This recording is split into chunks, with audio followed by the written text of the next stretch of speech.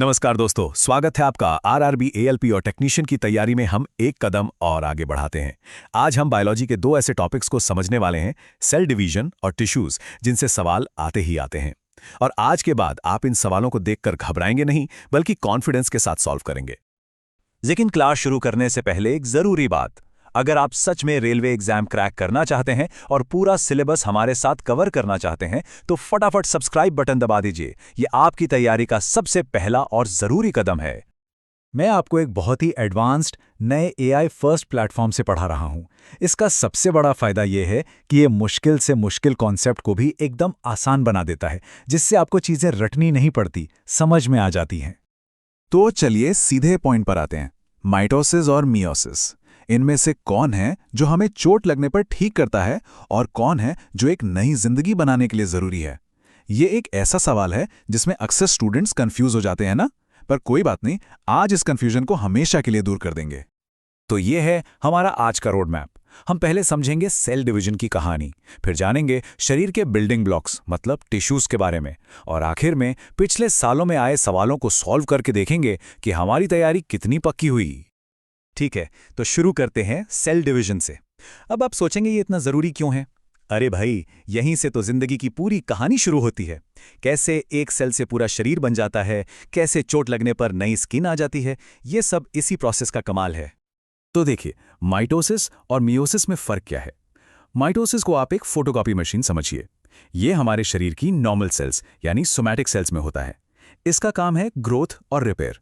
मतलब जब चोट लगती है तो ये एक सेल से दो बिल्कुल सेम हूबहू सेल्स बना देता है और क्रोमोसोम का नंबर भी सेम रहता है।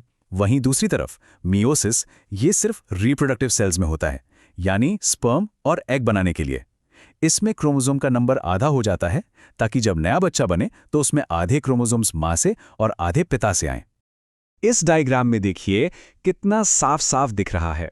बाईं तरफ माइटोसिस में एक सेल से दो एक जैसी सेल्स बन रही हैं, और दाईं तरफ मियोसिस में देखिए एक सेल से आखिर में 4 अलग अलग सेल्स बन रही हैं और सब में जेनेटिक जानकारी आधी है। बस ये तस्वीर दिमाग में बिठा लीजिए, कभी नहीं भूलेंगे। अच्छा, अब जब बहुत सारी एक जैसी सेल्स एक साथ मिलकर कोई खास काम करती हैं तो वे क्या बनाती हैं? वो बनाती हैं ऊतक यानी टिश्यूज। ये हमारी शरीर के बिल्डिंग ब्लॉक्स हैं, बिल्कुल वैसे ही जैसे ईंटों से मिलकर एक पूरी दीवार बनती है।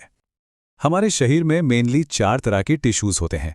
एपिथेलियल टिश्यू जो एक प्रोटेक्टर की तरह हमारी स्किन और अंगों को कवर करता है। कनेक्टिव टिश्यू जो बाइंडर की तरह सबको जोड़ता है। मस्कुलर टिश्यू जो मूवर है, हमें चलने फिरने में मदद करता है। और नर्वस टिश्यू जो एक मैसेंजर की तरह पूरे शरीर में सिग्नल भेजता है। अब हम बात करेंगे कनेक्टिव टिश्यू की। मैं इसे एग्जाम फेवरेट कहता हूं, और ऐसा क्यों? क्योंकि रेलवे के एग्जाम्स में इस टॉपिक से सबसे ज्यादा सवाल बनते हैं, तो इस पर जरा खास ध्यान दीजिएगा। और यहां आता है एक जबरदस्त फैक्ट जो अक्सर एग्जाम में पूछा जाता है और सबको हैरान कर देता है कि हमारा खून यानी ब्लड और हमारी हड्डियां यानी बोन्स दोनों ही कनेक्टिव टिश्यू हैं। सोचिए तो, एक लिक्विड है और दूसरा इतना ठोस, लेकिन दोनों एक ही परिवार के हैं। ये पॉइंट बहुत बहुत जरूरी है, इसे याद रखिएगा। कनेक्टिव टिश्यू में ही एक और बड़ी कंफ्यूजन होती है, लिगामेंट और टेंडन में। पर अब नहीं होगी, इसके लिए एक सुपर ट्रिक है।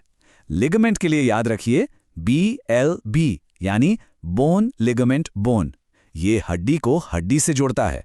और टेंडन के लिए याद रखिए MTB यानी मसल टेंडन बोन, ये मसल्स को हड्डी से जोड़ता है। बस ये BLB और MTB याद रखिए, काम हो गया। चलिए इसको एक असली उदाहरण से समझते हैं, जैसे हमारा घुटना। यहां देखिए, ये जो लिगामेंट है ये फीमर हड्डी को टीबिया हड्डी से जोड़ रहा है, यानी बोन टू बोन। और ये जो पटेला टेंडन है ये क्वाड्रिसेप्स मसल को हड्डी से जोड़ रहा है, यानी मसल टू बोन। ये तस्वीर देखकर तो सब कुछ एकदम शीशे की तरह साफ हो गया होगा। चलिए अब आगे बढ़ते हैं शरीर के मूवर्स और मैसेंजर्स की तरफ, यानी मस्कुलर और नर्वस टिश्यूज। इनके बिना तो हमारा शरीर बस एक बेजान ढांचा ही रह जाएगा। देखिए, मसल्स 3 तरह की होती हैं।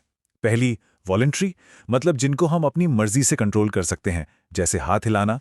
दूसरी इनवॉलंटरी, जो अपने आप काम करती हैं, जैसे हमारे पेट के अंदर खाना पचाने वाली मसल्स। और तीसरी है सबसे स्पेशल, कार्डियक मसल।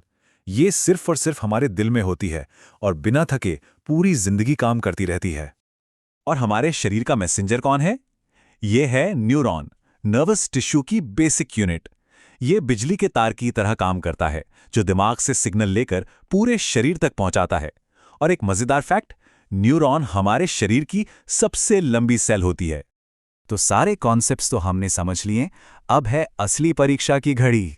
चलिए देखते हैं कि जो कुछ हमने सीखा उसे एग्जाम के सवालों पर कैसे अप्लाई करना है। तैयार हैं? शुरू करते हैं कुछ पिछले सालों के सवालों से। पहला सवाल, ये RRB ALP 2018 में आया था। कौन सा टिश्यू हड्डी को हड्डी से जोड़ता है? थोड़ा सोचिए, अभी अभी हमने एक ट्रिक सीखी थी। बिल्कुल सही जवाब है लिगामेंट। याद आया हमारा BLB वाला फॉर्मूला, बोन लिगामेंट बोन। देखा कितना आसान था। अगला सवाल, RRB ग्रुप D 2018 से ब्लड किस तरह का टिश्यू है? ये वो सवाल है जो थोड़ा फंसाता है, पर अब आप नहीं फंसेंगे। जी हां, इसका सही जवाब है कनेक्टिव टिश्यू। जैसा हमने पढ़ा था, ब्लड एक फ्लूइड कनेक्टिव टिश्यू है। और ये तीसरा सवाल RRB NTPC 2016 का है। हमारे शरीर की सेल्स यानी सोमैटिक सेल्स में कौन सा सेल डिवीजन होता है? ग्रोथ और रिपेयर के लिए कौन सा था? इसका सही जवाब है मिटोसिस। याद रखिए, मिटोसिस मतलब फोटोकॉपी, जो ग्रोथ और मरम्मत के काम आती है। तो ये थी हमारी आज की जबरदस्त क्लास। लेकिन सफलता के लिए आपके अगले कदम क्या होंगे? इस जानकारी को हमेशा के लिए सेव करने के लिए वीडियो को लाइक करें और अपने दोस्तों के साथ स्टडी ग्रुप्स में शेयर करें। पूरा सिलेबस कवर करने के लिए सब्सक्राइब करना तो बिल्कुल मत भूलिएगा। और सबसे जरूरी, डिस्क्रिप्शन में दिए लिंक से हमारा टेलीग्राम ग्रुप ज्वाइन करें। वहां आपको फ्री इंटरैक्टिव क्विज मिलेंगे, क्रिएटिव ऑडियो क्लासेस मिलेंगी और जब भी कोई सवाल हो आप कभी भी पूछ सकते हैं। और हां, हम सिर्फ ALP तक ही नहीं रुकेंगे। हम JEE, NTPC, ग्रुप D और बाकी सभी प्रतियोगी परीक्षाओं के लिए सभी भाषाओं में क्लासेस लेकर आएंगे। तो बस सब्सक्राइब करके हमारे साथ बने रहिए। और जाते जाते एक सवाल आपके लिए।